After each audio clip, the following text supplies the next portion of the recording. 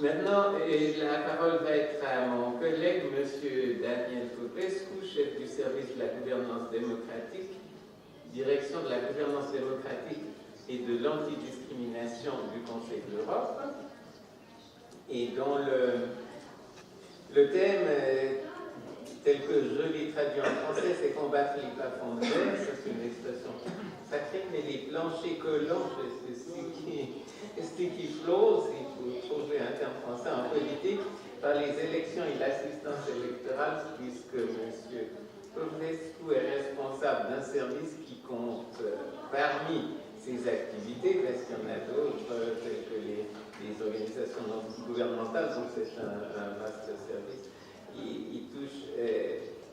Il comprend dans son service des activités d'assistance électorale de caractère général qui complètent les activités de la commission de Venise, qui sont des activités plus juridiques d'analyse électorale et de conseil en matière électorale. Dan, tu as la parole. Mulțumesc pentru invitația de a veni în însorita Sinaia. Cum reprezint Consiliul pe astăzi, o să continui într-una dintre limbile oficiale în engleză. So, I think it's a good time to debate about equality, gender equality, precisely 100 years after the suffragette movement in the United Kingdom obtained the right to vote, not for all women, but for most of them in 1918. And Mrs. Eyre reminded me of this landmark for our history, and also exactly, I think, 50 years after May 1968, where in France a very powerful protestation movement started and actually succeeded to a certain extent to change a bit the patriarchal organization of the society and give more rights and more role to women, and included also questions of sexual liberation, which are of course important but not the subject of today's meeting. Now, it's difficult to speak after the engaged intervention of Mrs. Eyre and to be among the last obstacles between you and your dinner, but the task is easier because a lot of what I wanted to say has already been said. And actually, I wanted to give you a number of figures, but I found them here in one of the books, which is at your disposal. So I will probably change a bit the orientation, and taking inspiration from Mrs. Eyre, I'll probably try to give you a few anecdotes, which may be at this time of the day a bit more interesting for the audience. Now, 1 month ago in Athens, we were handing out some labels, quality labels to local authorities. This is a label which is called in good English ELOGE, European Label of Governance Excellence, and we give it out to local authorities which achieve a certain level of quality of governance measured through a very complex benchmark. There were 16 local authorities received the label at that moment from Greece, and each of them had sent the mayor and the head of the administration. And each mayor took the floor, thanked for taking the label, and mentioned that the main merit goes to the head of the administration. It was surprising to say, because sometimes civil staff have a role in the quality of governance, but what was very interesting, I think, is that all the 16 mayors were male and all the 16 heads of administration were female. Which is, I think, of course, not a statistically important conclusion, but I think it's a relevant one. Maybe the second anecdote I would like to present comes from today. Just in the morning, I like figures, I must say. I like people better, but my love for figures must come between my love for people and my love for dogs, and I do love dogs. So I like to count things. So I just counted the female names on the list of today's speakers and panelists, and divided by the total number, and I got to about 11.something% female, which is hardly a balanced, I would say, distribution. And so I'm not criticizing, I'm just making this observation. Maybe well, let's go on with another anecdote. No, we will have this in November, the World Forum for Democracy. Every year we have these big circles where we invite a lot of important people and we have a lot of debates and so on. In November we'll have the forum on the issue of gender equality. And so now in all my weekends, I'm spending a lot of time reading a lot of papers from authors because we like to have controversial debates in the country. Not only activists who are on the same side, we like people to get engaged into discussions. So trying to identify who we should invite in the meeting to have interesting debates. I'm trying to read papers from authors from all the horizons.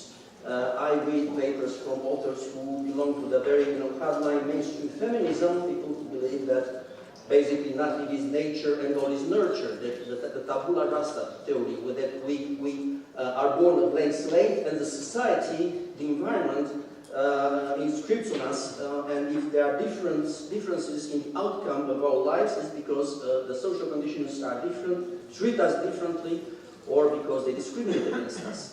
I write good papers from people who call themselves equity feminists, although the other feminists call them anti-feminists, like Christina Hoff Sommers, who believe that we are actually very different in what we prefer and in our comparative advantages, and in societies which eliminate all discriminations like the Nordic countries, if we don't reach exactly the same result in all activities because we have different skills and preferences, statistically different, not everybody's, of course. And I'll even read papers by very known authors like Yuval Noah Harari. I'm sure, I suppose everybody has heard, he's now probably one of the most famous men on the planet, who believe that in one generation the whole concept of gender will be out of date. That basically we already have more than two genders, and in one generation or two at most, there will be a continuum of gender, and we'll be free to navigate on it, including from a sexual perspective, by changing our biological setup to different methods. So all these people come from different backgrounds, they're completely different, sometimes opposing ideas, but I think they all agree on one thing, and one thing only. They agree that the world would probably be a better place if more women had political power. It's different argumentation. Mainstream feminists say that it would be just because it would be fairer, because women are discriminated against, so if you eliminate discriminations, the world will be a more fair place, and as a result, we will all be happier. The, let's say, equity feminists believe that, in politics, statistically, women have a number of skills which are very important for our today's societies. They are more cooperative rather than conflictual. They try to avoid violent confrontation. They like to, they are better in empathy, understand the needs of the others, and so on and so forth. So the reasons are different, but the result is the same. People believe that the world would be a better place if more women were in power. So what is the situation? You have, I suppose, a lot of figures here. And indeed, is the glass half empty or half full? In 1918, no women in Europe had the right to vote. Today, about 25% of women elected at central level, of persons elected at central level, are women. It's far from being balanced. It's far from being, equal. But is it? Sorry? It is a progress, yes. Is it sufficient? Has democracy lived up to the expectation of ensuring equality? These are the topics that we should discuss in November, and it would be good to have as many as you as possible. Now, without giving many figures, if we look at local government, in terms of staff, women are not underrepresented, especially in smaller communities. But women are underrepresented in elected positions, and especially women are underrepresented at executive level positions, mayors, deputy mayors. And the more you progress and go to the central level, the less women women are represented at both level of staff and level of elected functions. So we will not deal with the issue and will not deal with the issue why this happens, but I suppose the question arises as what can be done. And we already heard, I think, from Mrs. Zerr, a big list of measures that can be implemented. And indeed, you know, the electoral systems are, you know, the question, an issue of many stakeholders, and everybody has a role to play. Now, central governments, of course, they have the closest thing we have to a magic wand. They have the capacity to impose quotas. Quotas which involve the obligation of results, or at least the zipper system, which allows for basically a very balanced representation. Now, the Committee of Ministers of the Council of Europe in 2003, that's 15 years ago, adopted a recommendation about participation and representation, and they did suggest to try the issue of quotas, and a couple of years ago they had an analytical report looking at the result of this experimentation. There are, I think, 17 countries in Europe which have introduced various types of quota systems in their elections. And of course we do know that proportional elections have a tendency to give more balanced results. What is balanced? Well, in the meaning of our Committee of Ministers, balanced is 40%, over 40%. So everything that goes over 40% is balanced. The analytical report of the Committee of Ministers, and it is quite analytical, I would say, although it is not really based on any quantitative data. There are preciously few statistical analyses which have measured the impact, the actual impact, in terms of increasing participation and representation and the role of women in society by imposing quota while eliminating the effects of any other factors. So the report, which is qualitative rather than quantitative, comes to the conclusion that it is a positive development, that introducing quota did help to encourage participation, to encourage visibility, to change a bit mentalities, the mindsets of the population as to the role of women in decision-making in political life. Now, of course, quotas, as Mrs. Zerr said, I mean, are kind of crutches. You want to use them for a while. It's not a system that you want to have in place forever. And this is a bit of a personal opinion. After a number of readings, I think that they should be well calibrated. Because magic wands, if this is a magic wand, we know from Harry Potter films that they can mistrigger, misfire, or even backfire sometimes. So, of course, probably if you have a society where the level of representation is 5%, if you establish a quota of 50%, you might overshoot and give the very instrument, the magic band, a bad name. But if you have a society which is at 35% and you establish a quota of 45%, this is probably something which will encourage women, and will encourage and will give them room to prove that they have their place and their importance in decision making. Of course, central governments have many other tools, and when I speak about central governments, I speak about central authorities. I include here central electoral commissions like the Parliamentary Electoral Authority, I include here the parliaments, I include here governments, I include here presidents. And of course, the basic thing for all these stakeholders is to have the right data, to have gender segregated data. This is very often a question of ideology. We speak about things which we don't understand properly. I come back to my passion for figures. I like figures. I like to measure things. I have been known to doing vicious things like establishing correlations in Excel between different things in my life. I do like this, and I think it's always a good thing if governments, if political parties, if media are doing this. I realize I'm almost at 15 minutes, so I will maybe cut short a bit and say that, of course, there is a lot of role for central governments into changing the mindset of the population, doing the training, into doing the capacity building, into encouraging women.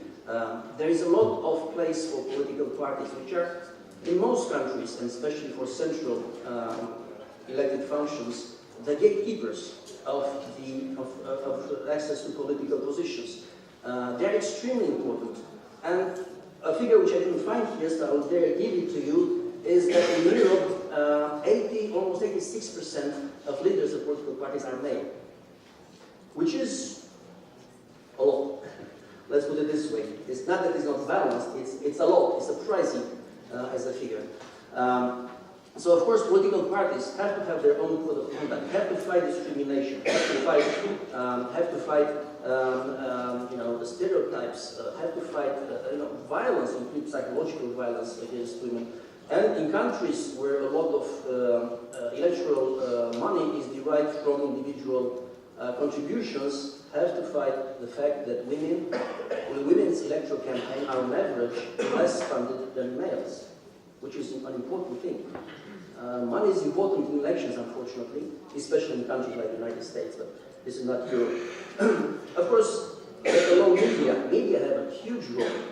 And I don't have the figures here, and I will not bother you with any more figures, but indeed the question should be for media, do we present candidates? Do we give them equal access? Do we give them equal treatment? Do we promote stereotypes in our broadcasting?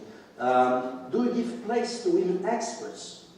And do we give them sufficient place and equal place in all the fields, or only in education and health?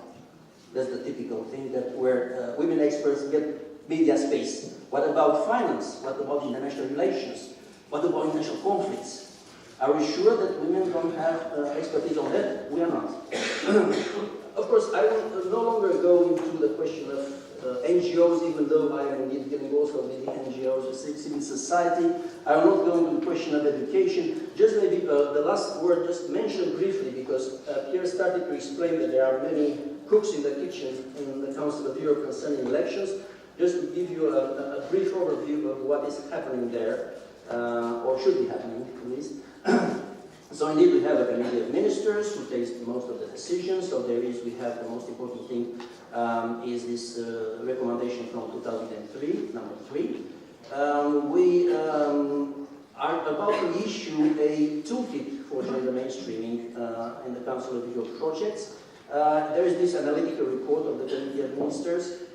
There are two advisory bodies which are quite well known, the Parliamentary Assembly of the Council of Europe and the Congress of Local and Regional Authorities of the Council of Europe. They do both elections monitoring, but they also issue reports and look at the situation of gender equality in the political arena and in the political representation. We have the Venice Commission, of course, of which Pierre here represents the Secretariat, which not only is a very successful and well-known body to give advice on any constitutional issues and on electoral issues, but also does a bit of capacity building, in particular on legal things, and in particular working with central electoral commissions, helping them to improve the way they approach the issue of organization of elections. As mentioned, in my own department, we have a small division which deals with electoral systems, trying to train observers, trying to stimulate participation of underrepresented groups, including women, including first-time voters, including national minorities, and so on, and trying to improve the level of their participation, both passive and active, into elections. And just because I started with the World Forum for Democracy, I will finish with it. So this World Forum for Democracy is about 2,000 participants, 3 days in November, so I would welcome you all, and I'm sure that we will have interesting and hopefully controversial discussions concerning the provisory title is Who's Afraid of Women's Power? It will probably change because it doesn't translate very well in French, but it will be, I suppose, an interesting event, and we are trying to see what's new. We are trying not to have only activism and the same arguments. We are trying to have debates, real debates, and see which are the evolutions, which are the trends, which are the solutions. We'll have one day dedicated to what we call labs, laboratories of interesting experiences, innovations, practices, which have done something, have changed something, and we will give them a prize and so on and so forth. So I hope to see many of you in Strasbourg in November to this Forum for Democracy. Thank you very much.